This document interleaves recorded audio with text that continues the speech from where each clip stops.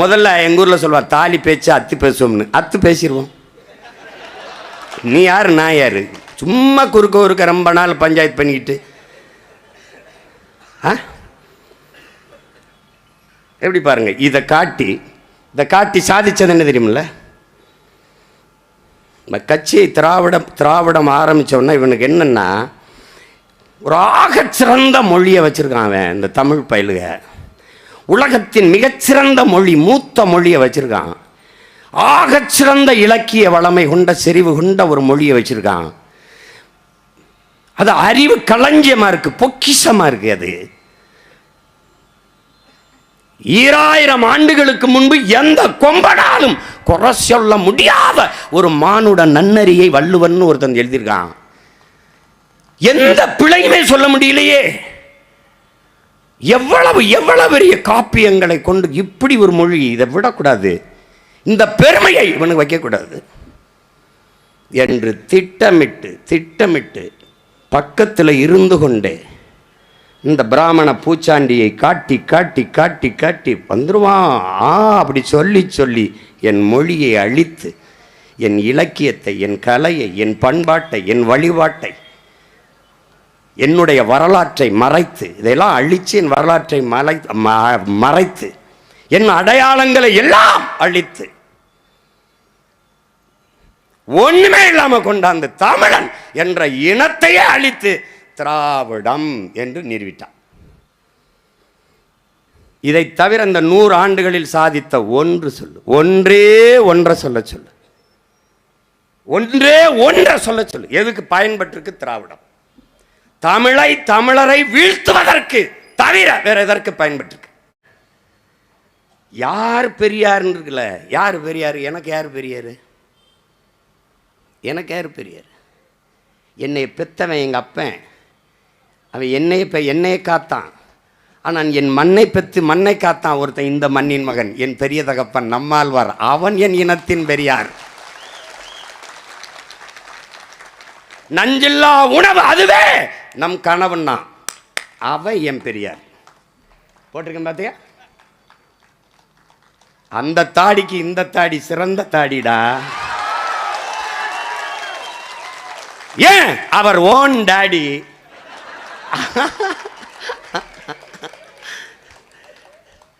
அவன் பெரியார்.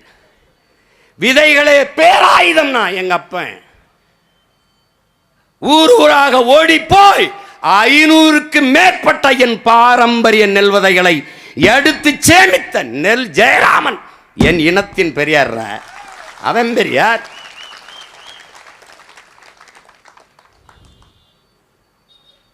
இந்த நாடு அடிமைப்பட்டு கிடக்கிற போது அன்பு பெருமக்களே, ஆயிரக்கணக்கான மேடை நாடகங்களை நடத்தி விடுதலை விழிப்புணர்வை ஊட்டியவன், 29 முறை சிறை தண்டனை பெற்றவன் நம்முடைய பாட்டன் விஸ்வநாத தாஸ், தமிழ் பேரினத்தின் பெரியவர்.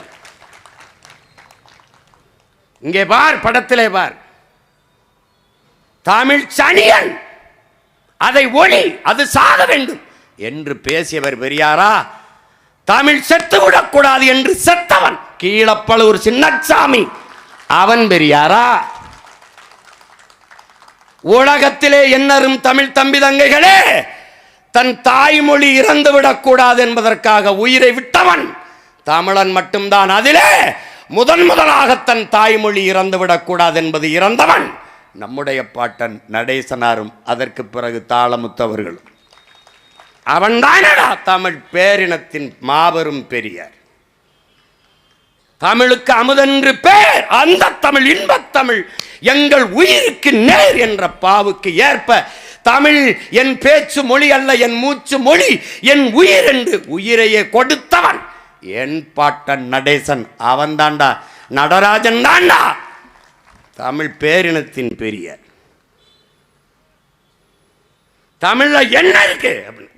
உயிரை என் தமிழ் தாண்டான் கொடுத்தவன்டான் நடராஜன். அவன் பெரியார். என்ன கடிதம் எழுதினார் கீழப்பழுவூர் சின்னசாமி? தமிழுக்காக சாகிறேன். இந்த கடிதத்தை திருச்சியில் இருந்து எழுதுகிறேன். எல்லோரும் என்னை மன்னித்து வழி அனுப்பி வையுங்கள். அந்த வார்த்தை பாரு. நான் செய்கிற இக்காரியம் வெல்லும், எழுச்சியுற்று வெல்லும். அதாவது தமிழ் மொழியை காக்குங்கிறாப்ல. கீழே சின்னச்சாமின்னு இறந்து போறான். ஐயா ஈவேரா கடிதத்தில் எழுதுறார், சின்னச்சாமி முதலியார். எப்படி? சாதி ஒழிப்பு புரட்சியாளர்கள். சின்னச்சாமி முதலியார் அவங்க ஆத்தாப்பட்ட கடன் தொல்லை தாங்காமல் இறந்து போனார்னு எழுதுறாப்புல. இவன் என்ன கடிதம் எழுதிட்டு சாகிறான், அவர் என்ன எழுதுறாப்புல? இப்போ உனக்கு முன்னாடி இருக்கிறதுல யார் உனக்கு பெரியார்? விளங்குதா? எத்தனை பேர் செத்துருக்கான் பாரு. சத்தியமங்கலமுத்து, கோடம்பாக்கம் சிவலிங்கம், விருகம்பாக்கம் அரங்கநாதன், சிவகங்கை ராஜேந்திரன், கீரனூர் முத்து, பார்த்துக்க, ஆசிரியர் வீரப்பன், எண்ணற்ற பெருமக்கள். எண்ணரும் தமிழ் இறந்து விடக்கூடாது என்பதற்காக இறந்தவன். அன்பு தம்பி தங்கைகளே, நாளை என் தாய்மொழி அழிந்து விடுமானால் அதை கேட்க நான் இருக்க மாட்டேன், இன்றே இறந்து விடுவேன் என்றுதான் அவார் மொழி கவிஞர் ரசூல் அம்சத்து சொன்னான். ஆனால் இறந்து விடுமோ என்று இறந்து போனவன் நம்முயிர் முன்னவர்கள்.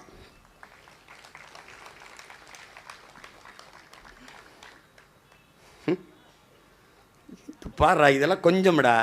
இத்தனை ஆயிரம் பெரியார் இருக்கும்போது உனக்கு எதுக்குடா டே? வார இரு. ஏன் எல்லாரும் பேசாம நானே பேசுறேன்? நேரம் பத்தாதுங்கிறது தான். புரியுதா? நேரம் பத்தாது. ஏன்னா நீ எனக்கு படை தேவையில்லை, ஒரு ஆளே பார்த்துக்கிறேன்றேன். நீங்கள்லாம் இருங்கப்பா, இருங்கப்பா, ஒண்டி கொண்டி பார்த்துருவோம்ப்பா. புரியுதா? அதுக்கு தான். தாழ்த்தப்பட்ட மக்கள், உங்க சொல்றாங்க, காலங்காலமாக தாழ்த்தப்பட்ட மக்களின் உரிமைக்காக போராடி, கடைசி வரை போராடி, கடைசியாக தாழ்த்தப்பட்ட ஒரு மகனைய மணந்து வாழ்ந்து காட்டிய மகள் நம்முடைய மீனாம்பாள் சிவராஜ் அவர்கள். அவர்கள் இந்த நாட்டினுடைய, நம் இனத்தினுடைய பெரியார். இந்த நிலம் அடிமைப்பட்டு கிடக்கும் போது பெரிய கல்வியாளர் அல்ல, கல்வியறி பெற்ற மகள் அல்ல, ஆனால் விடுதலை உணர்வு பெற்ற மகள் நம்முடைய பாட்டியார் அஞ்சலை அம்மாள். அவள் மட்டுமல்ல, கணவர் மட்டுமல்ல, மகன் மட்டுமல்ல, மருமகன் மட்டுமல்ல, மருமகள் மட்டுமல்ல, எல்லோரும் பேரன்பத்தி எல்லோரும் குடும்பத்தோட போடுவாடி இந்த நாட்டின் விடுதலைக்கு சிறைப்பட்டார்கள் என்றால் அப்படிப்பட்ட பெருமாட்டி நம்முடைய வீரப்பாட்டி அஞ்சலை அம்மாள். அவள் தமிழ் பேரினத்தின் மான மரத்தி, அவள் தமிழ் பேரினத்தின் பெரியார்.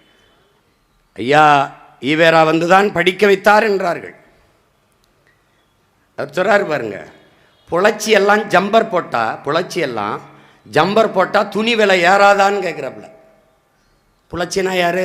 பறச்சி. பறச்சி எல்லாம் ஜம்பர் போட்டா, ரவுக்க போட்டா துணி விலை ஏறாதா என்று கேட்டவர் யார்? ஐயா ஈவேரா அவர்கள். அந்த காலகட்டத்திலே படித்து கோட் சூட்டு போட்டவன் யார்? நம்முடைய தாத்தா ரெட்டமலை சீனிவாசன், MC ராஜா. நம்முடைய பாட்டி மாராப்பு சேலை போடக்கூடாது என்று மார்பை காட்டிக்கொண்டுதான் இருக்க வேண்டும், தோல் சேலை போடக்கூடாது என்ற நிலை இருக்கிற போது அந்த தோல் சேலை, மாராப்பு சேலை போட வேண்டும் என்பதற்காக போராடி உயிர் நீத்த நமது முன்னவர்கள். நீ ஜாக்கெட், நீ ஜம்பர் போட்டால் துணிவலை ஏறிவிடும் என்று சொன்னவன் பெரியாரா? நம் பாட்டிக்கும் நம் பெரியத்தா சின்னத்தாவுக்கும் மாராப்பு சேலை போடுகிற உரிமையை போராடி பெற்றுக் கொடுத்த நமது முன்னவர்கள் பெரியாரா என்பதை அறிவு சமூகம் எண்ணி பார்க்கணும். என்ன சமூக சீர்திருத்தம் ஈவேரா செஞ்சது? ஐயா செஞ்ச என்ன சமூக சீர்திருத்தம்? கோயிலுக்குள் நுழையக்கூடாது, தீட்டு என்றான். வெளியே வந்தான் ஒருவன், கோயிலே தீட்டு என்றான்.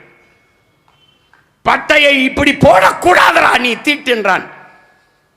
இப்படி போட, படுக்க வைத்து போடாத, நிமித்து போடு என்றான். முட்டிக்கு கீழே வேட்டியை கட்டாதே, நீ இழிமகன் என்றான். அந்த துணியை கட்டிடா தலையிலே என்று தலைப்பாகையாக கட்டினான். இறைவன் என்று எவனும் இல்லை, நீதான் கண்ணாடிக்கு முன்னாடி நின்று உன்னையே வழிபடு என்றான். யார்? தாளக்கிடப்பாறை தற்காத்து நிற்பதே தர்மம் என்று போதித்த நம்முடைய பாட்டன் வைகுந்தர் என்ற சமூக புரட்சியாளன். அன்பு வழி என்ற தனி மார்க்கத்தை கண்ட மகான் நம்முடைய தாத்தன். அவன் என் இனத்தின் போற்றுதற்கும் வணக்கத்திற்கும் உரிய பெரியார். கருணையில்லா ஆட்சி கடிகு ஒழிக. எப்படி சொல்றான்? வாடிய வயிறை கண்ட போதெல்லாம் வாடினேன், பயிருக்கும் உயிர் இருக்கிறது என்று வாடி நின்ற வள்ளலார் பெருந்தகை. பயிருக்கே வாடியவன் எவ்வளவு கடுமையா சொல்றான்? கருணையில்லா ஆட்சி கடிகு ஒழிக. அருள் நயந்த நன்மார்கள் ஆள்க. அருள் நயந்த நன்மார்க்கர்கள் ஆள்கிறான் இந்த நிலத்தை. யார சொல்றான்? நம்மளை தான் சொல்றான். பசி என்ற சொல் இருக்கக்கூடாது என்று அணையா விளக்கை அவன் பற்ற வைத்தானே, இன்றும் எரிந்து கொண்டிருக்கிறது. வள்ளலார் பெருமகனுடைய ஆலயத்திலே அவனை விட சமத்துவமும் சகோதரத்துவமும் அவனை விட தமிழ் வாடி வளர்த்த மகானும் இந்த மண்ணில் உண்டா? உண்டா? எல்லோரும் சமம் என்பதை காட்டுவதற்காக சன்மார்க்கம் என்கிற ஒரு மார்க்கத்தை தொடங்கிய மகான் நம்முடைய வள்ளலார் பெருமகனார். அவனை விட சமூக சீர்திருத்தம் பண்ணிட்டீல. அவன் தமிழ் பேரினத்தின் வணக்கத்திற்கும் போற்றுதற்கும் உரிய பெரியார். தமிழ் சனியன் விட்டு ஒளி. அதில் என்ன இருக்கிறது? தமிழ் படித்தால் பிச்சை எடுக்க கூட லாய்க்கு வருமா? தாய்ப்பால் பைத்தியங்களே. இது யாரு? ஐயா ஈவேரா. இந்தியா விடுதலை பெற்று விட்டது. என் அன்பு உடன் பிறந்தார்களே, விடுதலை பெற்று விட்டது. இந்தியா நாட்டின் ஆட்சி மொழி எது? எந்த மொழி இந்தியாவின் ஆட்சி மொழியாக வர வேண்டும் என்பது விவாதம். அது இந்திய மொழிகளில் தொன்மையான மொழிதான் இந்தியாவின் ஆட்சி மொழியாக இருக்க வேண்டும். இது கருத்து. அப்போது ஒரு பெருமகனார் எழுந்து இந்திய மொழிகளில் தொன்மையான மொழி ஆட்சி மொழியாக இருக்க வேண்டுமானால் தமிழ் மொழிதான் இருக்க வேண்டும். இந்திய மொழிகளிலே தொன்மையான மொழி தமிழ்தான். இதை எந்த வரலாற்று ஆய்வறிஞனும் தொல்பொருள் ஆராய்ச்சியாளனும் மறுக்க இயலாது என்ற கருத்தை முன்வைக்கிறார். அப்போது முதன்மை அமைச்சராக இருந்த நேரவர்கள் எழுந்து, என்ன சாய்பு, உருதை கேட்பீர்கள் என்றால் நீங்கள் தமிழை கேட்கிறீர்களே என்று அவர் கேள்வி எழுப்புகிறார். எழுந்த அந்த மகன், நான் அல்லாஹ் என்று அழைப்பதற்கு முன்பே அம்மாவென்று அழைத்தவன். இஸ்லாம் எங்கள் வழி, இன்ப தமிழே எங்கள் மொழி என்று முழங்கியவன் எங்கள் தாத்தன் கண்ணியமிக்க காயிதே மில்லத்தவர்கள். அவன் தமிழ் பேரினத்தின் பெரியார். அவன் பெரியார். செத்தும் கொடுத்தான் சீதக்காதி, செத்தாலும் கொடுக்க மாட்டான் ஈவேரா. எங்கள் ஊர் கீழக்கரையில் செத்தும் கொடுத்தான் சீதக்காதின்னு வள்ளல் அப்துல் காதர். ஏன் செத்தும் கொடுத்தார்? பெரும் செல்வந்தர், ஈகை குணம் கொண்டவர். வருவோர் போவருக்கெல்லாம் செல்வங்களை அள்ளி அள்ளி கொடுக்கிற பெரும் வள்ளல். வறுமையில் வருகிறவர்களுக்கு, தமிழ் பாக்களை பாடுகிற புலவர்களுக்கெல்லாம் அள்ளி அள்ளி கொடுக்கிற பெரும் வள்ளல் சீதக்காதி. ஒரு நாள் ஒரு பெரியவர் வந்து, தன் மகளுக்கு திருமணம் உறுதி செய்யப்பட்டிருக்கிறது, திருமணம் செய்யலாம் என்று இருக்கிறேன், நீங்கள் உதவ வேண்டும் என்பது, நான் செய்கிறேன் என்று வாக்கு கொடுத்து விடுகிறார். உடனே பொருளை எடுக்க வரும்போது, இருக்கட்டும் உங்களிடத்திலே, திருமண நாளை குறித்து விட்டு வந்து வாங்கி செல்கிறேன் என்று சென்று விடுகிறார். திருப்பி திருமண நாளை குறித்து விட்டு வருகிற போது நம்முடைய முன்னவர், நம்முடைய தாத்தா சீதக்காதி அவர்கள் இல்லை, உயிரோடு இல்லை, இறந்து விடுகிறார். அப்போது இருந்தவர்களிடத்திலே சீதக்காதி இல்லையா என்ற போது அவர் இறந்த செய்தி அவரிடத்திலே சொல்ல வருந்துகிறார். ஏன் அப்படிங்கும்போது, நான் இந்த மாதிரி சொல்லி இருந்தேன் என் மகளுக்கு திருமணம் என்று, அப்போது நான் திருமண தேதியை குறித்து விட்டு வருகிறேன் என்று சொல்லியிருந்தேன், அவரிடத்தில் உதவி வருவதற்காக. இப்போது அவர் இல்லை, நான் என்ன செய்யணும்? ஓ, அது நீங்கள் தானா? அப்படி இல்லை, நான் இப்படி ஒருவருக்கு வாக்கு கொடுத்திருக்கிறேன், அவர் வருவார். அவர் வரும்போது இதை கொடுத்து விடுங்கள் என்று இந்த மோதிரத்தை கொடுத்து விட்டு போனார். இந்த மோதிரத்தை உங்களுக்கு கொடுக்க சொன்னார் என்று அந்த மோதிரம் விலை உயர்ந்த வைர மோதிரத்தை அந்த பெருமகனிடத்திலே தாத்தா சீதக்காதி அவர்கள் கொடுக்க சொல்லி, அதனாலதான் என்ன பேர்? செத்தும் கொடுத்தான் சீதக்காதி. அவன் யார்?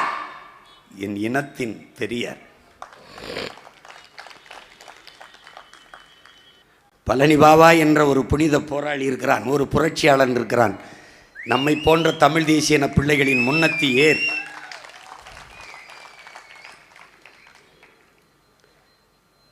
இளம் வயதில் தன் வயதுக்கு மீறிய சேவையை தமிழ் சமூக மக்களுக்கு செய்த ஒரு பெருமகன்.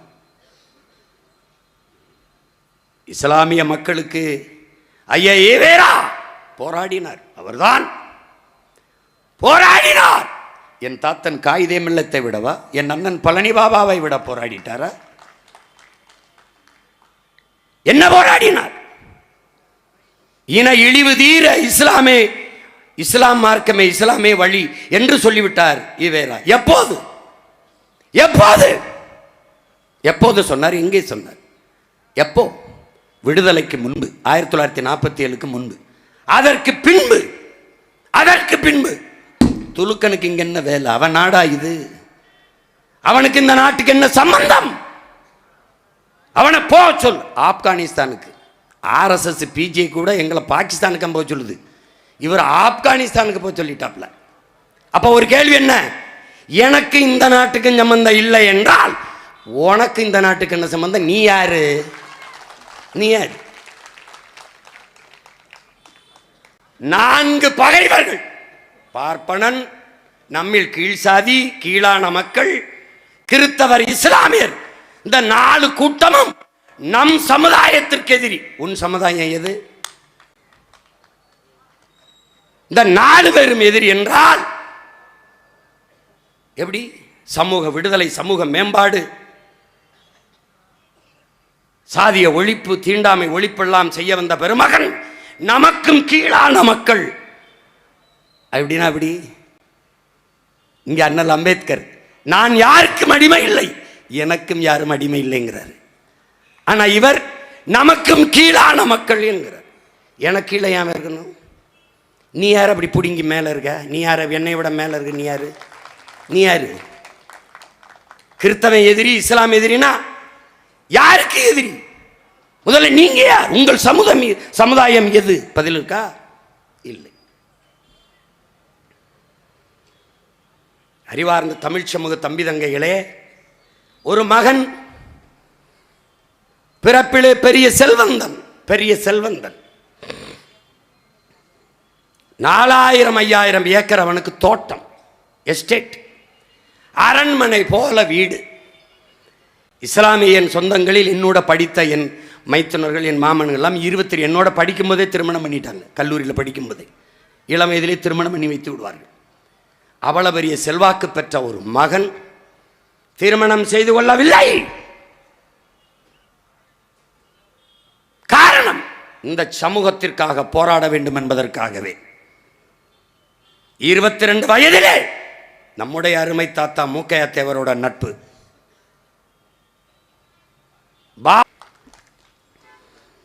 இந்த மக்களுக்காக போராடி உயிரையே கொடுத்தவனை விட ஐயா ஈவேரா இஸ்லாமிய பெருமக்களுக்கு பாடுபட்டாரா? மதத்திற்கு, மதவாதத்திற்கு எதிரானவர்கள் நாங்கள். அதே மதவாதத்திற்காக போராடி உயிரையே கொடுத்த ஒருவன் இருக்கிறான், ஒரு புனித போராளி. அவனுக்கு ஒரு பூ கூட போடாதது ஏன்? இந்த திராவிட திருவாளர்கள் ஏன்?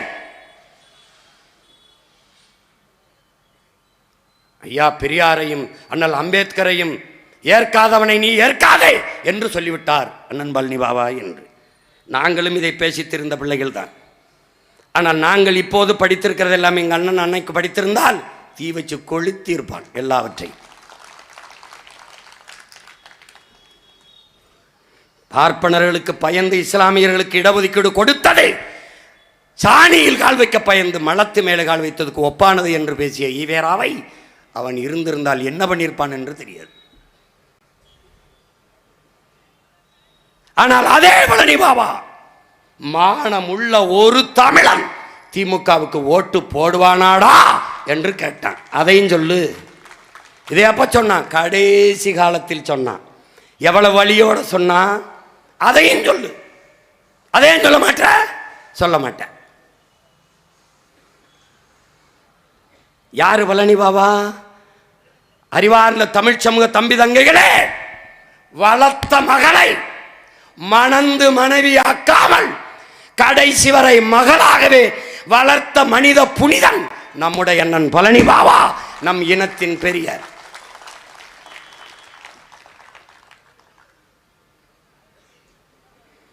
தான் இஸ்லாம், வளர்த்த மகள் புனிதா இந்து. தான் சார்ந்த மதத்திற்கு அவளை மாற்றாமல் அவள் ஏற்றுக்கொண்ட மதத்திலே வைத்து வளர்த்த ஒரு மாமகான் நம்முடைய அண்ணன் பழனி பாபா. அதனால் அவன் தமிழ் பேரினத்தின் பெரியார்.